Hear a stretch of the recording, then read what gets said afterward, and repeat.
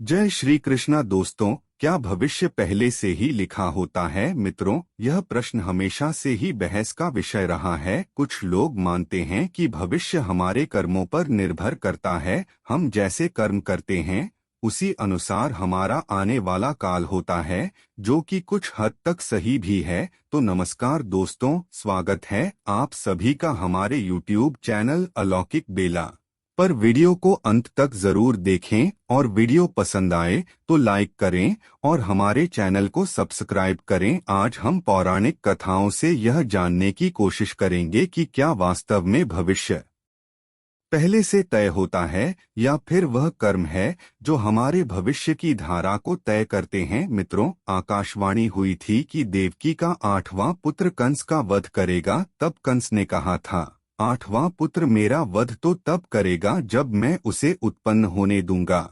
इस सोच के साथ कंस देवकी के पुत्रों को जन्म लेते ही मारकर चला जाता था। लेकिन जब देवकी के 8वें पुत्र की बारी आई तब विधि के विधान अनुसार उसने जन्म लिया और उसने अर्थात भगवान श्री कृष्ण ने कंस का वध भी किया। ऐसा इसलिए हुआ क्योंकि कंस का भविष्य पहले से ही निश्चित था। कंस की मृत्यु कैसे होगी और किसके हाथों होगी उसके जन्म से पहले ही लिखा जा चुका था। यही नहीं बल्कि इस संसार में जन्म लेने वाले हर मनुष्य का भाग्य पहले से ही निश्चित होता है। मनुष्य कब जन्म लेगा, उसके साथ क्या क्या होगा, वह किस परेशानी में फंसी को, यह सब विधि का विधान है जिसे चाह कर भी कोई बदल नहीं सकता। वैसे कंस के अलावा हिंदू धर्म के पौराणिक कथाओं और ग्रंथों में कई दूसरे लोगों का भाग्य पहले से लिखे होने के प्रमाण मिलते हैं। जैसे यह पहले से ही निर्धारित था कि भगवान राम, माता सीता और लक्ष्मण को वनवास पर जाना होगा।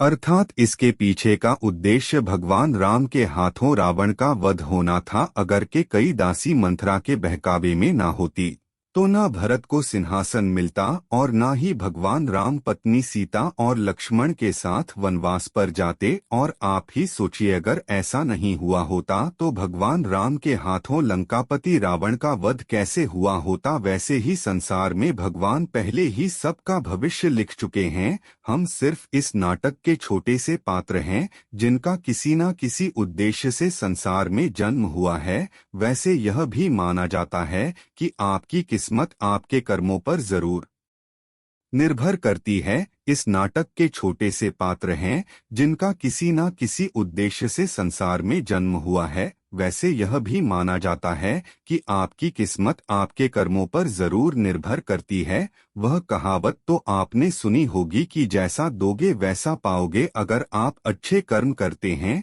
तो आपके साथ अच्छा ही होता है, लेकिन अगर आपने अपने जीवन में हमेशा बुरा किया है तो आपकी किस्मत बुरी ही होगी और था आपका आने वाला भविष्य आपके कर्मों की तरह बुरा ही होगा। क्योंकि जिसने जिंदगी भर बबूल के पेड़ रूपी बुरे कर्म किए हैं उसे आम रूपी अच्छे फल कैसे मिल सकते हैं। इसलिए हमारी शास्त्रों में हमेशा अच्छे कर्म करने की बात कही गई है, क्योंकि यह कर्म ही है जो हमें जन्म और मृत्यु के इस चक्र से बाहर निकाल सकते हैं। वरना बुरे कर्म करने वाले लोगों को भगवान के चरणों में भी स्थान नहीं मिलता है। यही नहीं, तुलसीदास जी ने अपनी एक चौपाई में लिखा है कि कर्म ही प्रधान है। मनुष्य जिस तरह के कर्म करता है उसे वैसा ही फल मिलता है। पांडुपुत्र अर्जुन के हाथों कर्ण का वध हुआ था। तब अर्जुन ने कहा था कि माधव मेरी हाथ कांप रहे थे।